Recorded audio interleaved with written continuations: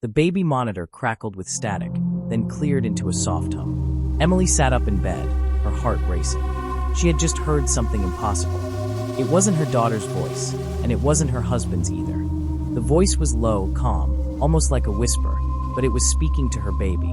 "Don't cry, little one. I'm right here." Emily froze, clutching the monitor in her hand. Her baby girl, Lily, was only 9 months old. She couldn't talk yet. And Emily knew, with every ounce of certainty, that no one else was supposed to be in the nursery. Her husband, Mark, was sound asleep beside her. The baby gurgled on the other end, a soft giggle, like she was playing with someone. Then came another voice.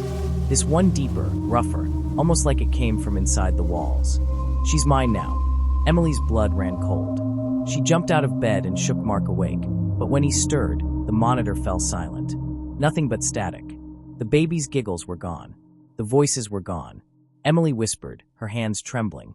"Mark, there's someone in Lily's room." Mark blinked at her, confused and half asleep. "What?" "No, Em, it's probably interference again.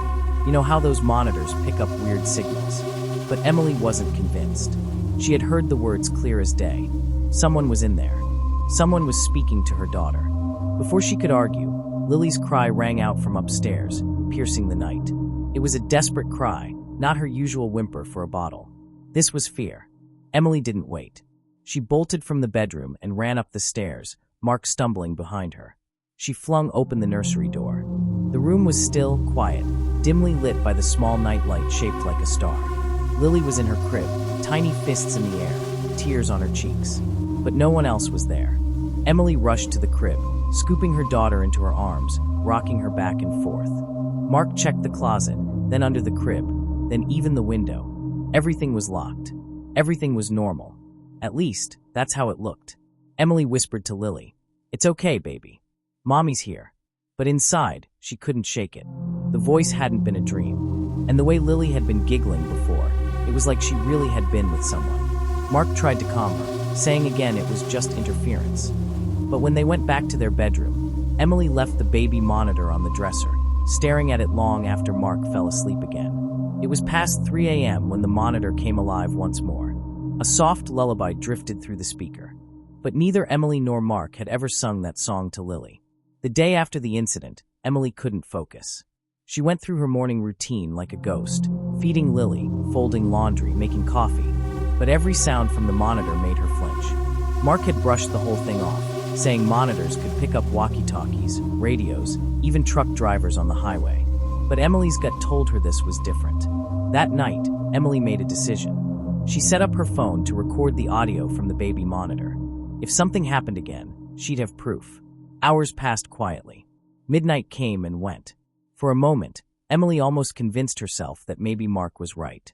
But just before 2 a.m., the monitor lit up again. Emily hit record on her phone, clutching the monitor to her chest. The voice returned, low and soothing. "Sleep now, my darling. Mommy isn't coming." Emily's skin crawled. She looked at Mark, still asleep, and debated whether to wake him. Before she could decide, Lily started giggling again. And then Emily heard it, a sound that nearly stopped her heart. The sound of a second crib creaking. Emily knew they only had one crib in that room. One. She threw back the blanket, shaking Mark awake with urgency this time. "It's happening again. You need to hear this." Mark groaned, rubbing his eyes. "Emily, I swear, if this is another." Then he froze, because from the monitor, plain as day, came the sound of a man laughing. Deep, cruel, and close to the mic. Mark's face drained of color. He was no longer dismissing it. They both ran upstairs, hearts pounding. Emily pushed open the nursery door, half expecting to find someone standing over the crib. But the room was the same, quiet, still, star nightlight glowing. Lily was sound asleep this time, her tiny chest rising and falling peacefully. But on the floor, beside the crib, lay something that shouldn't have been there. A small, cracked baby monitor identical to theirs. Old, yellowed plastic, with the same brand name on the front. Emily whispered, "Mark, we don't own two monitors." The silence that followed was suffocating. And then, through the working monitor Emily still held in her hand, came the whisper again, right behind her this time. "She's mine now." Emily spun around, clutching Lily to her chest, her scream caught in her throat. Emily's heart pounded so loudly she could barely hear anything else. The nursery was dark, filled with shadows that seemed thicker than usual. Lily squirmed in her arms, whimpering, sensing her mother's fear. Emily pressed the baby close to her chest, her eyes darting across the room. "Mark," she whispered. But when she turned, her husband wasn't behind her. He had been right there a second ago. The baby monitor still hissed softly in her hand. And then again, the voice came through, this time deeper, clearer, and terrifyingly close. "You can't protect her forever." Emily froze. The sound hadn't come from the speaker. It had come from inside the room. She gasped, spinning toward the crib. For just an instant, she saw something, an outline in the shadows. A figure crouched at the far corner of the nursery, tall, with long arms and a head bent too low, like it wasn't meant to fit in a human shape. Its eyes glowed faintly, pale and cold, like moonlight reflecting on glass. Emily screamed. The figure vanished. Mark burst back into the nursery, his face pale. I heard it too," he said, holding up his phone. "It came through this time. Emily, I swear I heard it." Lily began crying harder, her little arms reaching toward the crib as if she wanted to go back inside. Emily held her tighter, rocking her, whispering, "It's okay, baby, it's okay." But the truth was, it wasn't okay. The next day, Emily didn't sleep. She called her sister, Anna, who lived across town. Anna listened quietly, then said, "You're scaring yourself. Baby monitors pick up interference all the time. Maybe it's some creep with a scanner." "No," Emily snapped. "This wasn't interference. This was in the room." There was silence on the line. Then Anna sighed. "I'll come tonight, okay? We'll watch together. If it's just in your head, we'll prove it. If not, then I'll believe you." Emily agreed, though her stomach tightened. Deep down, she didn't want her sister to hear it. If Anna did, it meant this wasn't just her imagination. That night, the three of them sat in the nursery. Emily held Lily, rocking her until she slept. Mark placed the monitor on the dresser, the green light blinking softly. Anna leaned against the wall, arms crossed, trying to look calm but clearly unsettled.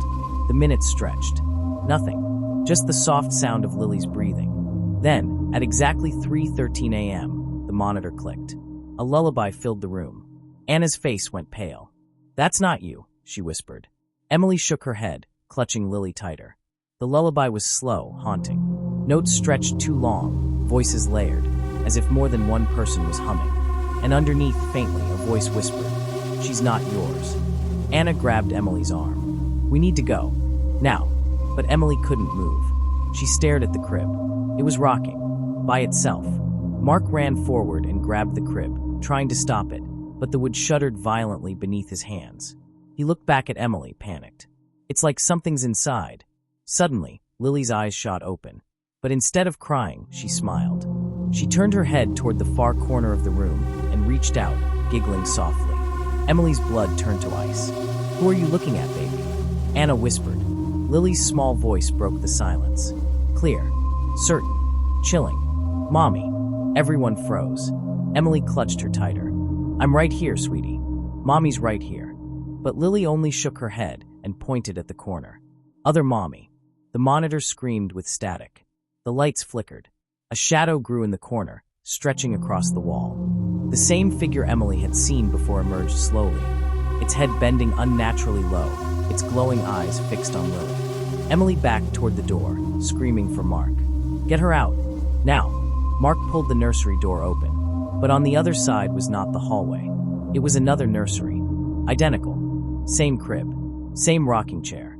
Same nightlight glowing faintly. Except this one was empty. Emily's scream caught in her throat. Anna grabbed her arm. "We have to go through. Just move." They stumbled into the second nursery, dragging the crying baby with them. The door slammed shut behind them. Emily spun around. The door was gone. Just four walls. Another nursery. The same, but wrong. The baby monitor buzzed in her hand. Slowly, the static cleared. And then she saw it. Herself. On the tiny screen, a grainy black and white version of herself stood in the other nursery, the real nursery, holding a baby. But that baby wasn't Lily. It was something else. Pale. Thin. Smiling with sharp teeth. Emily screamed and dropped the monitor. It shattered on the floor. The last thing they heard before the screen went dark was the whisper. One of them stays. One of them leaves. And the chapter ends there, on the terrible choice that hangs in the air.